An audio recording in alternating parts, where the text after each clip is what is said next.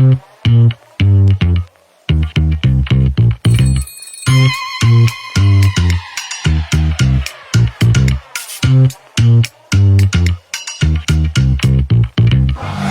ibang produktong lokal, gawa at mula sa lungsod ng Kidapawan. Mga bagay na tunay na maipagmamalaki mo. Tara at ating bisitahin ang Tatak Kidapawenyo Expo sa Kidapawan City Gymnasium.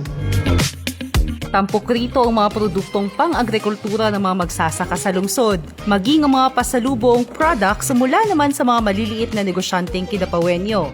Naroon rin sa area ang mga representante ng ilang mga tourism destinations at hotel and accommodation, maging mga restaurant sa lungsod na nais ipakilala ang kanilang mga establishmento. Ang nasabing expo ay bahagi pa rin ng pagdiriwang ng Timpopo Festival 2025, kung saan ipinagdiriwang rin ng lahat ang pagiging anak ng Kidapawan. Bukas ito simula alas 10 ng umaga hanggang alas 7 ng gabi.